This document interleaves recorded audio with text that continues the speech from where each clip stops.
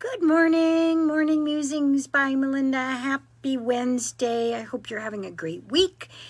Hey, today we're going to talk about removing toxic people out of your life, but I do want to again mention that tickets are on sale for September 19th for a Life After Life demonstration, and they are always so fabulous, and we enjoy it so much and make such wonderful connections. And it's just, you walk out of there knowing that there's really life after life, and it's just fabulous. So, we've been talking all week long about, has the pandemic made people nicer, and, have the people that aren't so nice gotten worse?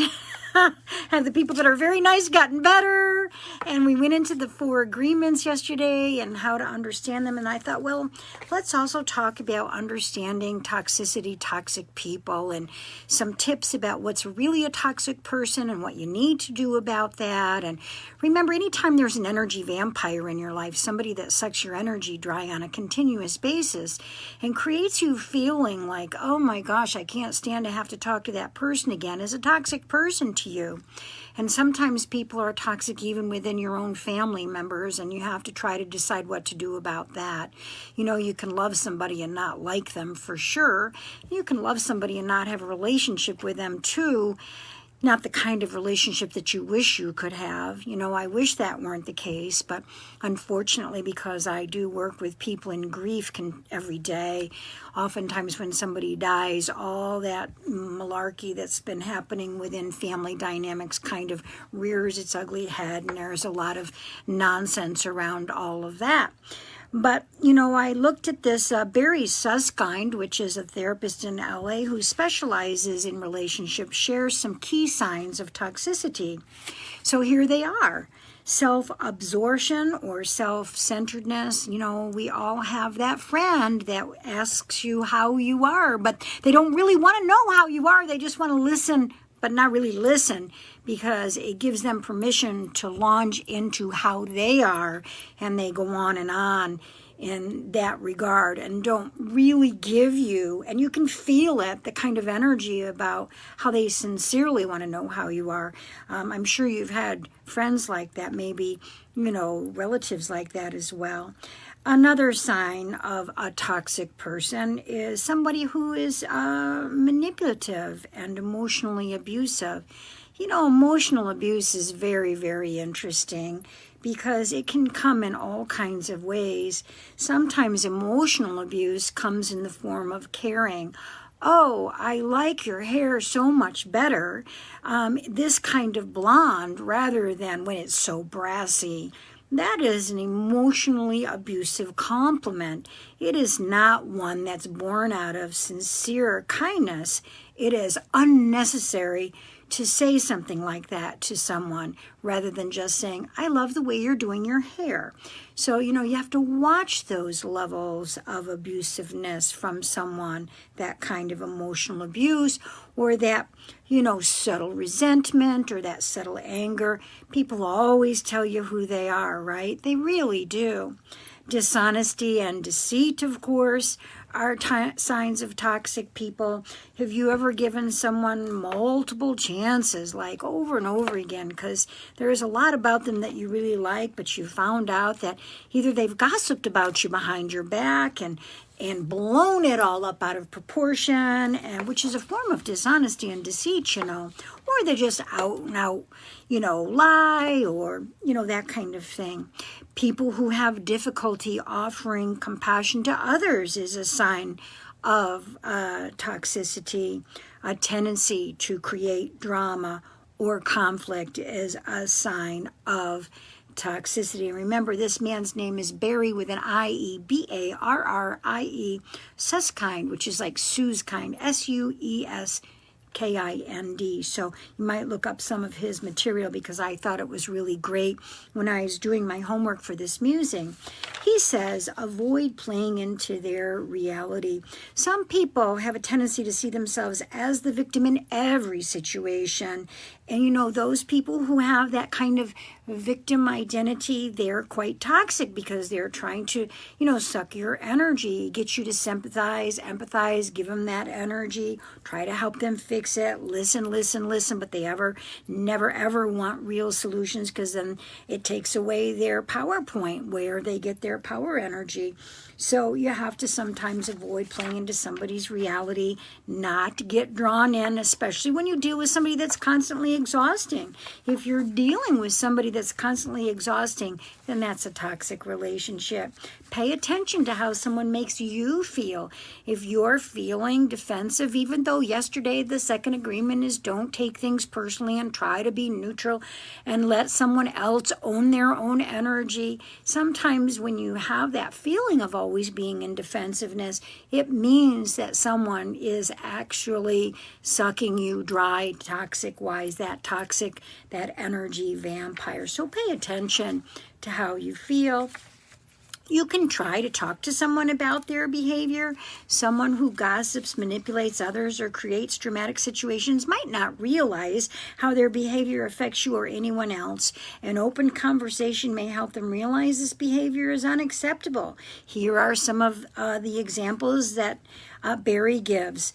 I feel uncomfortable when I hear unkind things about our coworkers. I won't participate in those conversations.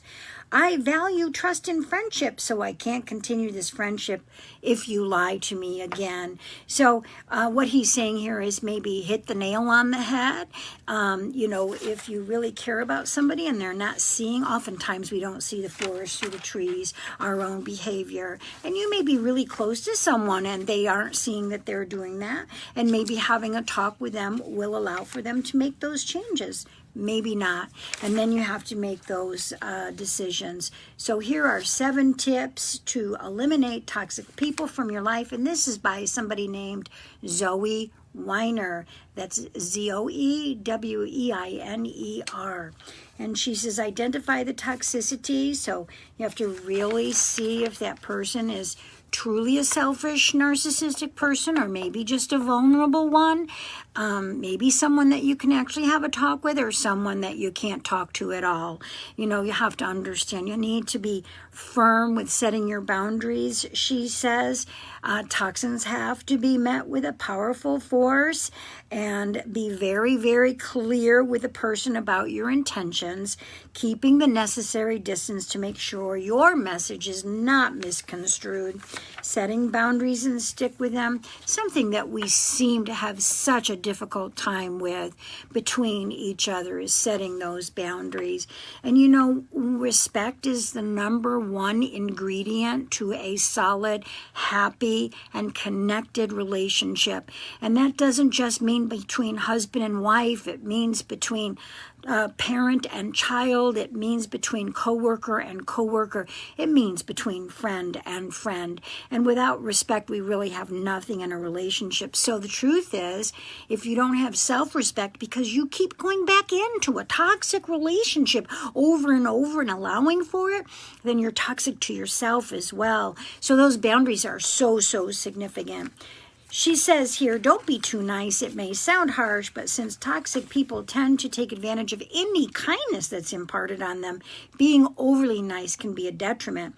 This means that maybe if you're in a true, relationship with a narcissist where they just cannot hear your side of things no matter what. And so with some of those people, you might have to do some distancing, meaning, cut them out of your social media, maybe, free yourself from them as your contact. That's a drastic measure. But if you've over and over and over again set a boundary for someone and they've never, ever honored that boundary and continue to kind of harass you, or like a little piranha fish bite at you, then maybe that's something that you have to do. Realize that it's not your job to save anyone. And that includes your children. And Bill and I so adore all of our children and our grandchildren. We're always there for them. But sometimes you can get into a position with your children where you're so enabling to them that they just don't have room to grow. And that's what I mean about it's not your job to save someone. Know when it's done, meaning when you're done and you've broken a cycle with a toxic person and have made a clear break, you have to keep your limits and keep your interactions as limited as you have chosen to do, because if you pick it back up, it's likely to go back into toxicity. Treat your separation like a breakup, according to Mackie. Energy flows where attention goes, says Mackie. I like that. The more selective you are about your focus, the more successful you'll be. So when you spend time away from toxic people, the more time you have for yourself and the people that are positive and uplifting and important to you. You know, I gotta tell you, my tribe, that my group of people that I count on, we're so important to each other, and we are always there through thick and thin, and that's what you have to have, is that kind of tribe. So if you're in a toxic relationship and you keep going back and back and back and hitting your head against a brick wall and wondering why you have a headache, then you're not in a state of self-respect, and you have to look at that real clearly. Understand what your threshold of abuse is. Some people's threshold of abuse is higher than others depending on their childhood, correct? Right? So if you came from an abusive childhood, you probably have a higher threshold of abuse, unless you've gotten therapy and have learned about what toxicity really is. So I hope this has helped you today, and I look forward to seeing you tomorrow. You guys have a great Wednesday.